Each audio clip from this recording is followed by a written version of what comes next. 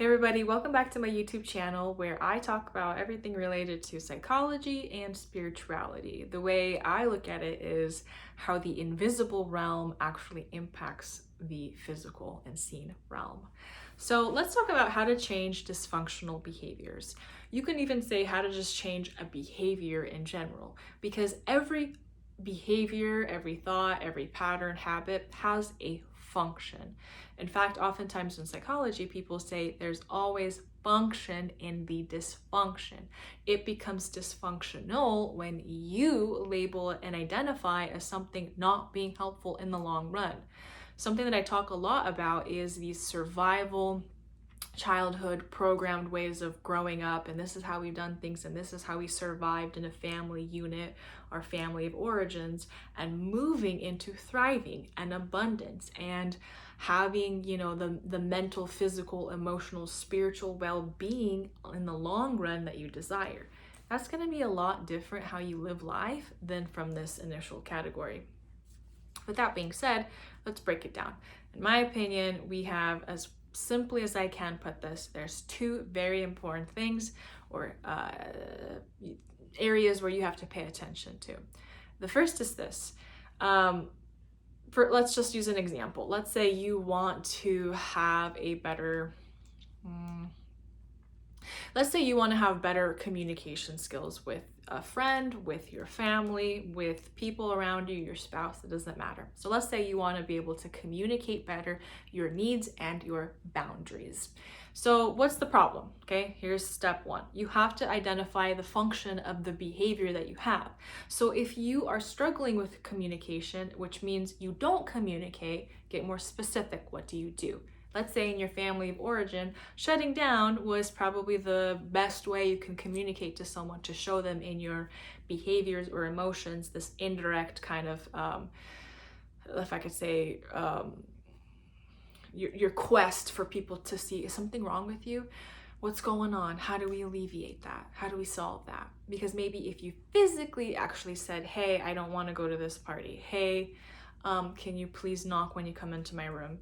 Hey, can you please give me a call, in the evenings to check in with me? If physically, like, you're not able to communicate, or when you tried verbally, it was ridiculed, dismissed, right? That's how we get programmed as kids, like, hey, this isn't how you solve your needs at home. In fact, as a child, you probably I don't know if you even like automatically know how to effectively communicate. Kids are resilient because they learn how to communicate in that family, how to survive. And if, let's say, again, in your family, verbally expressing didn't do much, and you had to yell at people or threaten them or get all passive aggressive or moody, or you just shut down and you don't talk, we all have some kind of, if I could say, these like dysfunctional fight, flight, freeze, little baggie of behaviors that we like to throw out to get our way. Like, if I pout enough, maybe they'll finally let me get my way. But then, like, is that going to retain a healthy relationship or friendship? Maybe not, right? So the survival stuff works well when it's like short term, it's drama, it's exhausting, really. But again, that's what I'm saying. You have to kind of look into, well, if I want to communicate and I'm not good at communicating, why? Why did that make sense in my family? What story was being told? Maybe you not talking was a sign of you being humble and have no needs. And that was really important for your, family of origin. Maybe it was a safety thing. Like, if you spoke up and had something, you could be embarrassed, ridiculed, or slapped or something, on the opposite of extreme unhealthy. So how did it help you kind of survive?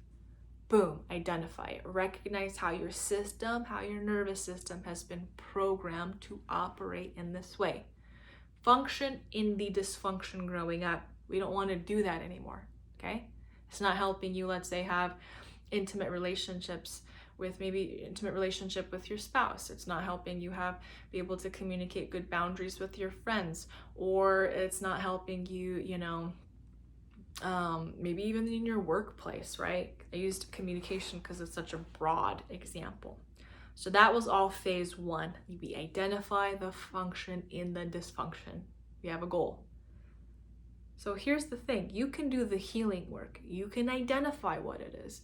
You could do inner work, shadow work, inner child stuff, express your emotions, do all these traumas, treatments, therapies. I mean, I do therapy and coaching professionally, and there's always this new side that you have to implement that could be kind of challenging. It's not impossible.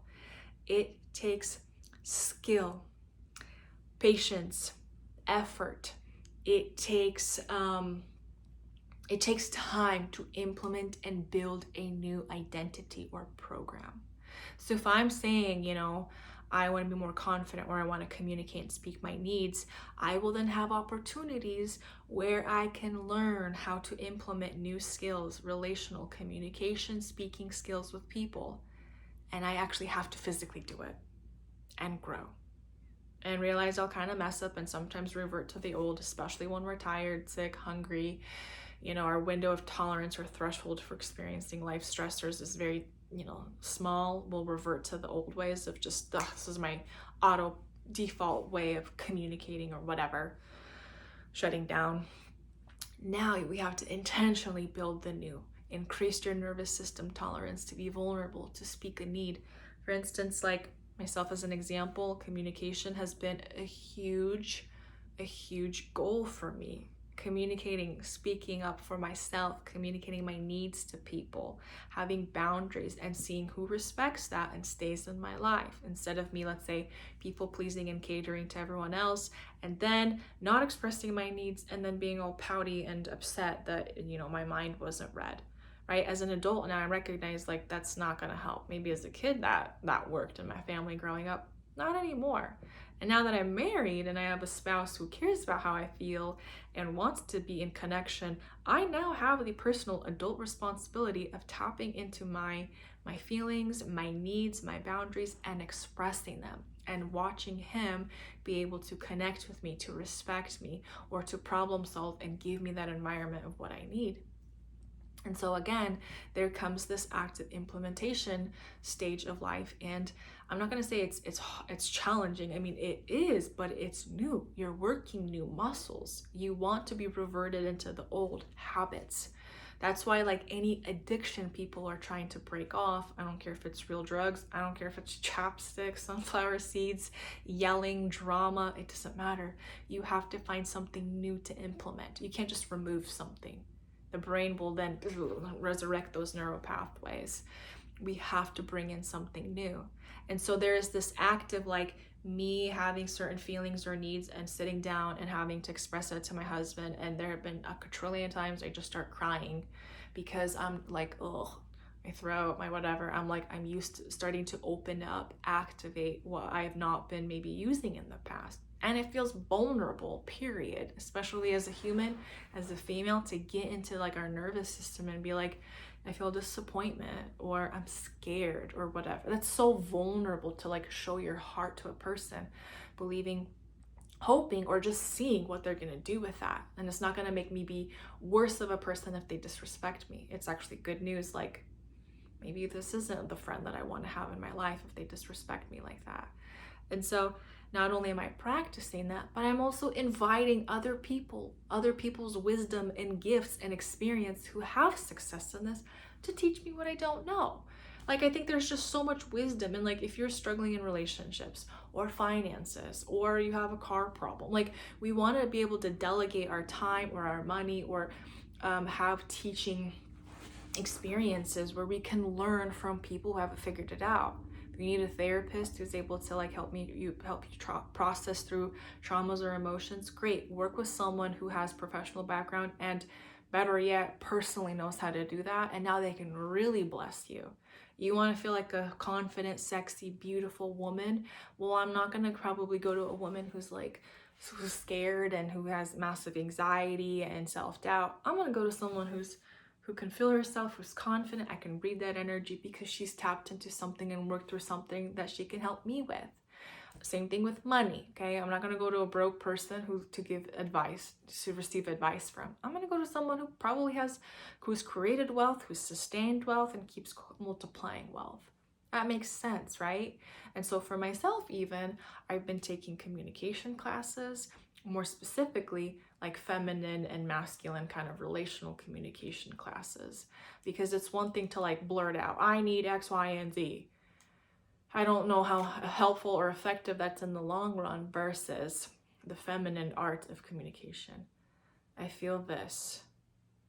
I am in tune with my emotions. I'm raw, I'm vulnerable, I'm sharing with you.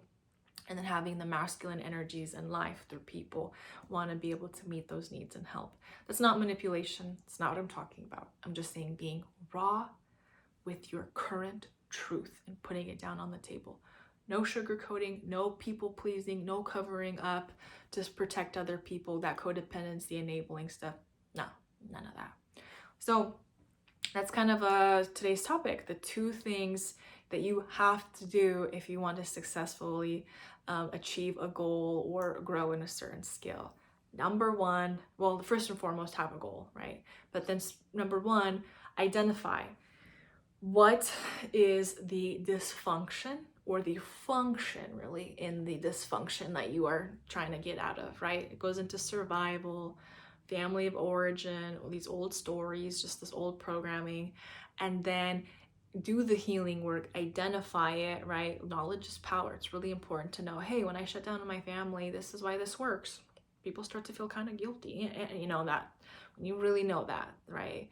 Oh, and that's what my mom modeled for me, or that's what my dad did, right? The more you kind of can dissect that, the more it starts to make sense. And then you can use that to break out of it and enter the second realm, which is going to be, okay, so if I am now, right, it's just like faith without works is dead, so you have to now implement. If I'm a new creation, I'm a new identity, what does that look like? What does real communication look like? Who can teach me? How do I now practice? Because what I don't want you to do is take 1,000 communication classes or whatever your goal is and never even implement step 1. You have to practice that. Your nervous system, your brain literally has to start doing something different.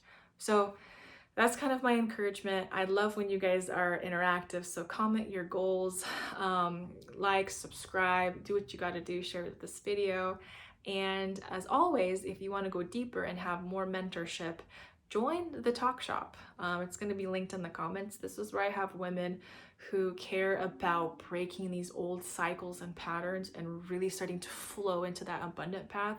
And if they want, let's say, that mentorship or coaching from me, they're able to have super discounted rates to have one-on-one coaching. But this talk shop, I have videos, I answer questions, a lot of engagement with this community, because I do believe we do heal in the context of community and relationships. So make sure you check out all my stuff, but I'm definitely excited to see you in my next video.